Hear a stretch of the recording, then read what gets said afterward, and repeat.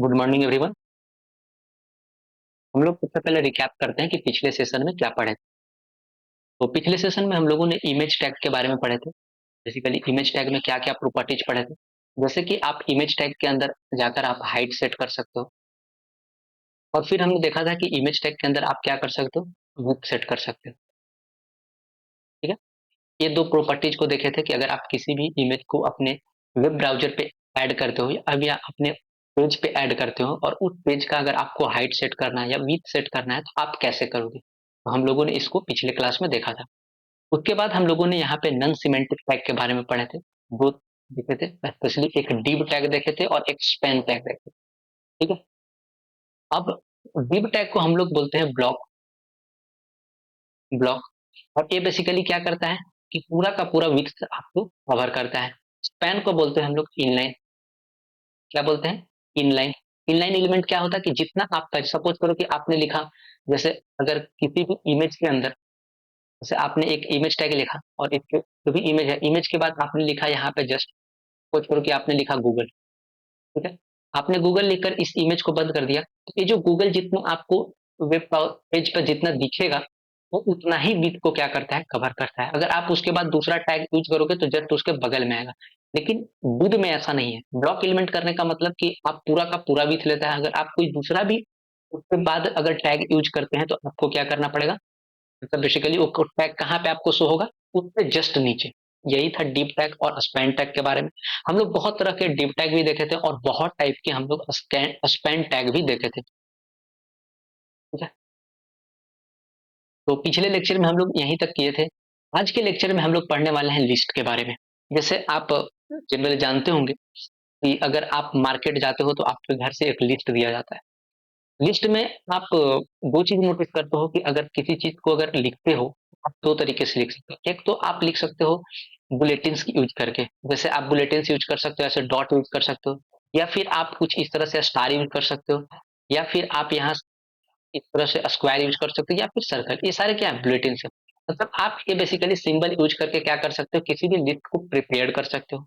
या फिर एक और तरीका होता है लिस्ट को प्रिपेयर करने का, जैसे कि आप 1 2 3 करके लिस्ट प्रिपेयर कर सकते हो, या फिर आप A B C D इस तरह से, मतलब कोई आप अगर लिस्ट का नाम लिख रहे हो, जैसे 1 तो 1 में कुछ लिख दिए, 2 तो 2 में कुछ आप लिख दिए, 3 तो 3 में आप कुछ लिख दिए, 4 आप 4 में कुछ लिख दिए। तो इस तरह से क्या करते हैं कि हम लोग एक लिस्ट को बनाते हैं। या फिर आप एक और तरीके से लिस्ट बनाते हैं, ए इसमें अंदर, बी इस तरह से, सी इस तरह से आप लिस्ट को क्या करते हैं, लिखते हैं।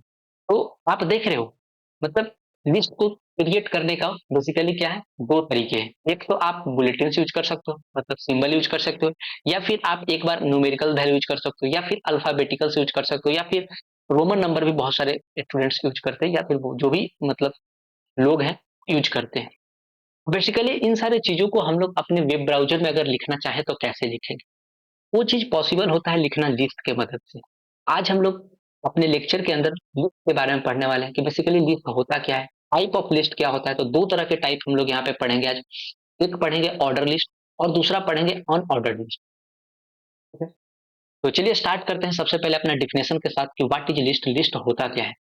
जैसे लिस्ट इन HTML, तो यहाँ पे आप डिफिनेशन देख सकते हो, जैसे मैंने आप लोगों को पहले ही बताया कि list are use to represent the real life list data. मतलब कोई भी रियल लाइफ डेटा अगर आपको दिया जा रहा है और उस डेटा को अगर आपको रिप्रेजेंट करना हो या कहीं पे प्रेजेंट करना हो, उसके लिए हम लोग क्या यूज करते हैं, लिस्ट यूज करते हैं। ठीक है, आई होप आपको डिफिनेशन क्लियर होगा।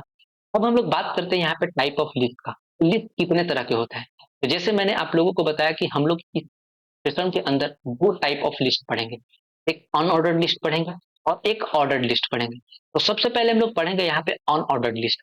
अब मैंने आपको यहाँ पे दो चीज के बारे में बताया कि आप एक तो बुलेटिन को यूज करके क्रिएट कर सकते हो, या फिर आप एक न्यूमेरिकल डिजिट या फिर अल्फाबेट या रोमन नंबर से आप क्या कर सकते हो, कर सकते हो। ये जो आप बुलेटिन देख रहे हो, जो आपने यहाँ पे सर्कल देखा, जो आपने यहाँ पे डॉट देखा, जो आपने यहाँ पे स्टार देखा, जो आपने यहाँ पे रेक्टेंगल देखा, ये सारे को हम लोग बोलते हैं कौन सा, अनऑर्डर्ड लिस्ट। इसका कोई ऑर्डर है? अगर सपोज करो कि आपको कोई इस तरह से हमने लिस्ट दिया, ठीक है, मैंने इस तरह से लिस्ट दिया, ठीक है, यहाँ पे कुछ नाम लिख दिया, फिर यहाँ पे कुछ नाम लिख दिया, यहाँ पे कुछ नाम लिख दिया। तो ये कोई ऑर्डर है लिस्ट का। आप चाहो तो पहले इसको भी यूज कर सकते हो, चाहो तो आप पहले इसको भी कर सकते हो, पहले इसको भी कर सकते हो, मतलब यहाँ पे कोई सीक्वेंस नहीं है। लेकिन अगर इसी चीज को मैं अगर उसी चीज को जो यहाँ पे लिस्ट प्रिपेयर किया, अगर इसी चीज को लिस्ट को मैं 1 लिख दूं, 2 लिख दूं, 3 लिख दूं, 4 लिख दूं, इस तरह से अगर मैं लिस्ट प्रिपेयर करूं, क्या आपको एक सीरियल नंबर मिल गया कि एक पहला नंबर ये है, दूसरा नंबर ये है, तीसरा नंबर ये है, चौथा नंबर ये है? ये जो आपको मतलब आप आइडेंटिफाई कर रहे हो कि पहले कौन है, सेकंड में कौन है, थर्ड में कौन है, इसको बोलते हैं ऑर्डर लिस्ट। मतलब आपको एक ऑर्डर दिया जा रहा है, मतलब आपको एक सीक्वेंस दिया जा रहा है, इस सीक्वेंस में आपको क्या करना है, चीजों को प्रोसीड करना है। लेकिन आप जब बुलेटिन्स यूज करते हो तो उस बुलेटिन्स के अंदर यहाँ पे कोई भी सीक्वेंस प्रोवाइड नहीं किया जाता, उसको क्या बोलते हैं हम लोग, अनऑर्डर्ड लिस्ट। तो हम लोग अभी पढ़ेंगे अनऑर्डर्ड लिस्ट के बारे में कि बेसिकली अनऑर्डर्ड लिस्ट क्या होता है। अनऑर्डर्ड लिस्ट भी एक डेटा को रिप्रेजेंट करने का ही तरीका है, लेकिन सिस्टमैटिक वे में नहीं।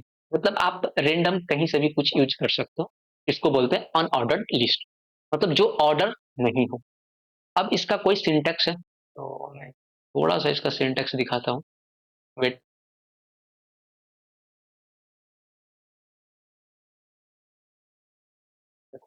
अनऑर्डर्ड लिस्ट लिखने का तरीका क्या है? तो सबसे पहले अनऑर्डर्ड लिस्ट लिखने का तरीका क्या है, तो सबसे पहले आपको यहाँ पे क्या लिखना पड़ेगा, यूएल। यूएल का मतलब होता है अनऑर्डर्ड लिस्ट, ठीक है, यूएल। अब यूएल के अंदर आपको लिस्ट बनाना पड़ेगा। देखो सबसे पहले क्या होता है कि हमने ए लिखा, ठीक है, अब इसके अंदर आपको क्या लिखना पड़ेगा, नाम लिखना पड़ेगा। सपोज करो कि आप वेजिटेबल लाना चाहते हो, वैसे वेजिटेबल लिखोगे। सपोज करो कि आप ऑरेंज लाना चाहते हो, आप इस तरह से ऑरेंज लिखोगे, समझे? इस तरह से तो ये बेसिकली क्या है, ये सारे लिस्ट हैं। ये क्या है, ये अनऑर्डर्ड लिस्ट का पहचान है। तो हम लोग सबसे पहले सिंटेक्स क्या लिखेंगे, यूएल। अब यूएल के अंदर हमको क्या लिखना है, इस तरह से फिर यूएल को बंद कर देंगे, क्योंकि ये ओपनिंग और क्लोजिंग टैग है, ओके, इस तरह से।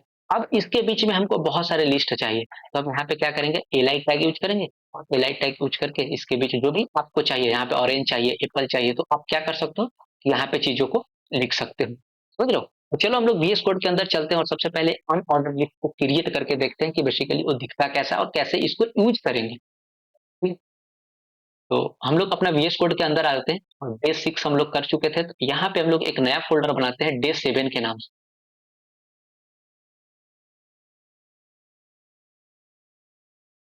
ठीक है। और बाय डिफॉल्ट एक कोड को हम लोगों ने ला लिया। अब इसके बाद हम क्या करते हैं, सबसे पहले मैंने आपको क्या बोला कि सबसे पहले आपको यहाँ पे यूएल लिखना है, इस तरह से। अब इस यूएल के अंदर आपको लिस्ट तैयार करना है। तो सपोज करो कि हम लोग यहाँ पे एक, मैं हेडिंग डाल देता हूँ, हेडिंग डाल देता हूँ H1, और उसमें लिख देता हूँ फ्रूट्स, लिस्ट ऑफ फ्रूट्स लिख देता हूँ इस तरह से,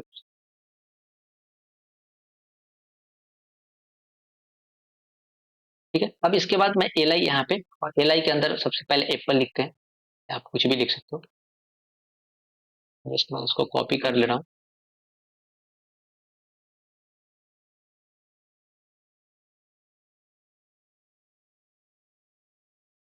ऑरेंज, यहाँ पे ग्रेप,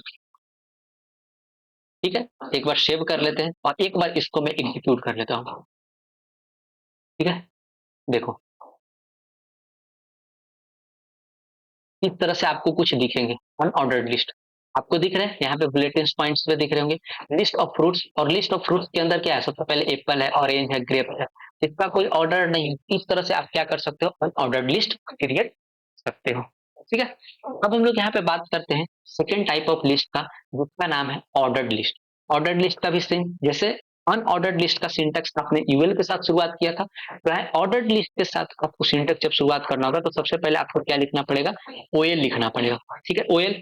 और ओएल लिखने के बाद आप यहाँ पे ओएल को बंद कर दोगे, और इसके बाद उसके अंदर आपको जितने भी लिस्ट लिखने हैं सारे लिस्ट यहाँ पे लिखोगे, ठीक है। तो मैं जस्ट थोड़ा सा आपको चेंज कर रहा हूँ, यहाँ पे आप आउटपुट यहाँ पे देखोगे, तो मैं इसको एक बार और कॉपी कर लेता हूँ,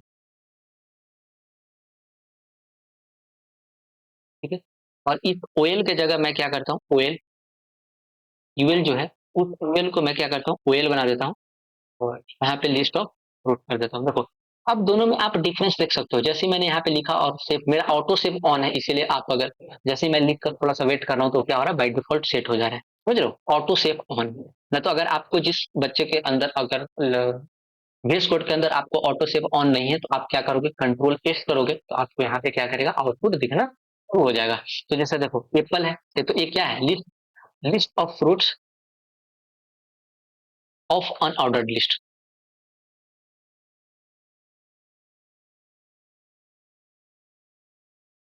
देखो अनऑर्डर्ड हो गया, list of fruits of unordered list. Unordered list का है और ऑर्डर्ड लिस्ट का, दोनों में डिफरेंस आप देख सकते हो कि कितना आसान डिफरेंस था। तो आई होप आपको एक कंसेप्ट समझ में आया होगा लिस्ट का, कि बेसिकली हम लोग लिस्ट क्यों यूज करते हैं और कितने तरह के लिस्ट होते हैं। ठीक है,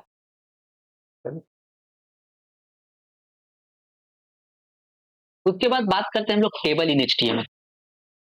मैं थोड़ा सा इंट्रो दे देता हूँ कि टेबल बेसिकली क्या होता है, इसको हम लोग नेक्स्ट क्लास में देखेंगे।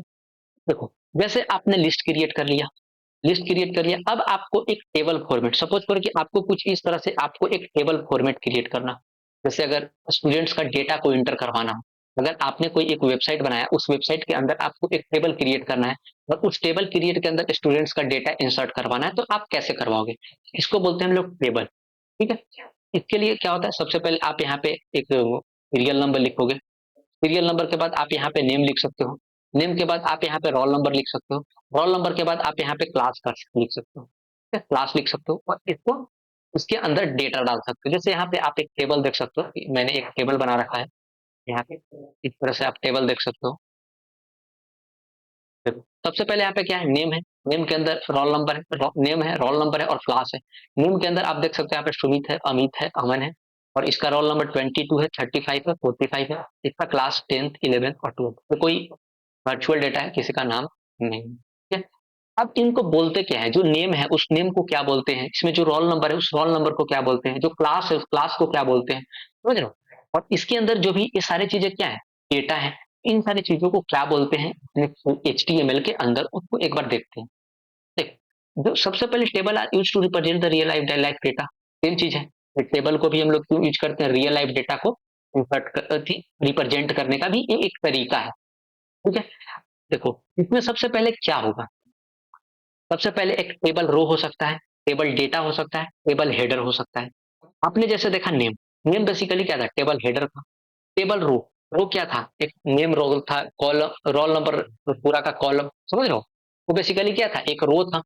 ओके, अब एक टेबल डेटा, जैसे आपने उसके अंदर का डेटा देखा, सुमित और 22 और क्लास 10th, ये बेसिकली क्या है, डेटा है। इस तरह से हम लोग क्या करते हैं कि टेबल के अंदर चीजों को इंसर्ट करते हैं। इसको मैं जस्ट एक इंट्रो दिया हूँ अभी, और इसको हम लोग कल डिटेल में पढ़ेंगे टेबल के बारे में, कि बेसिकली टेबल होता होता क्या है। आई होप आपको आइडिया लग गया होगा, लेकिन कल डिटेल में हम लोग पढ़ेंगे कि इसको टेबल्स को बनाएंगे कैसे, बनाने के बाद इसके अंदर का डेटा कैसे इंसर्ट करेंगे, इन सारी चीजों को हम लोग नेक्स्ट क्लास में देखेंगे।